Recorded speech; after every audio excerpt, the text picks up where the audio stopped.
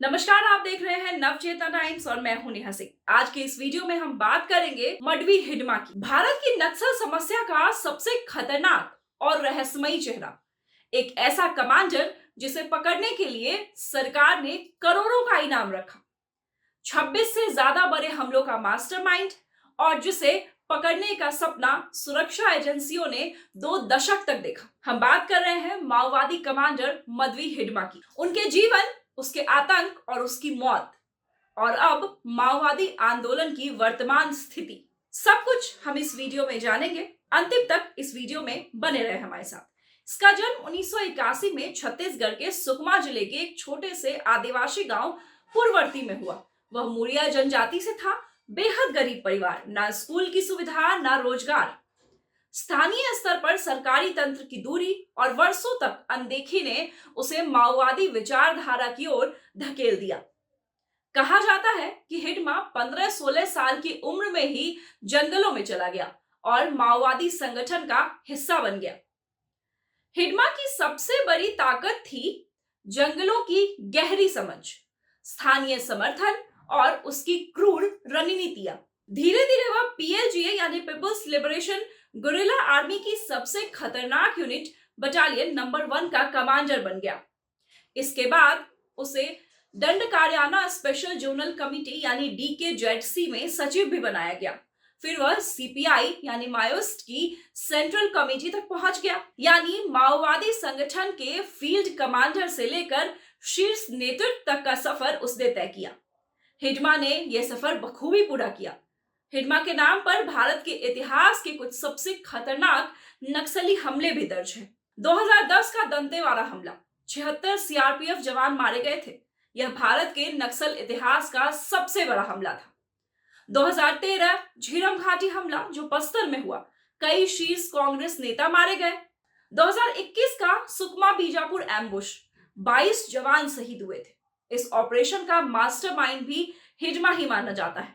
कुल मिलाकर उस पर 26 से ज्यादा हमलों का जिम्मा था और करोड़ों रुपए का इनाम। हिडमा को घोस्ट कमांडर भी कहा जाता था। ऐसा इसलिए क्योंकि वह जंगलों के बीच लगातार लोकेशन बदलता, मोबाइल या रेडियो बमुश्किल ही इस्तेमाल करता, पहाड़ी रास्तों को किसी जीपीएस से ज्यादा जानता, स्थानीय नेटवर्क, आदिवासी साथियों और 100% जंगल रणनीति की वजह से वह 20 साल से भी अधिक समय तक सुरक्षा बलों की पकड़ से बाहर रहा। 18 नवंबर 2025 भारत की सुरक्षा एजेंसियों के लिए ऐतिहासिक दिन।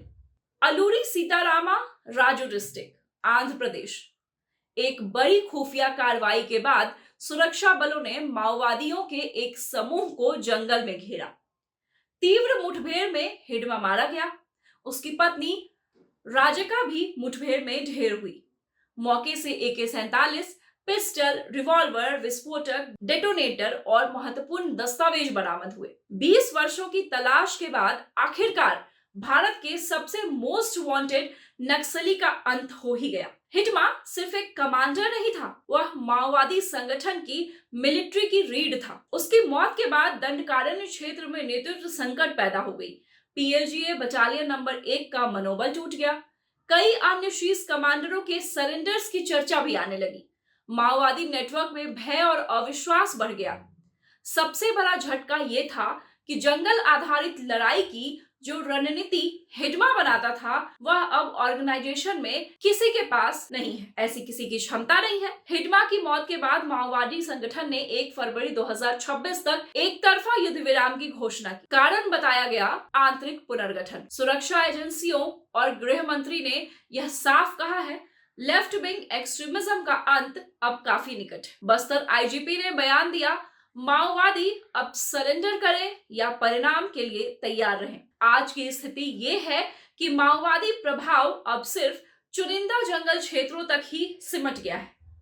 नेतृत्व कमजोर हुआ है, भर्ती कम हुई है, कई जोन्स में संगठन बिखर रहे हैं। तकनीक और सुरक्षा बलों की नई रणनीति ने उनकी ताकत को कम कर दिया है। साफ है, हिडमा की मौत के बाद नक्सली आंदोलन अपनी सबसे बड़ी गिरावट के दौर में है। मदवी हिडमा एक नाम जिसमें दशकों तक भारत की सुरक्षा व्यवस्था को चुनौती दी है, लेकिन अंत में कानून का सामना नहीं झेल पाई।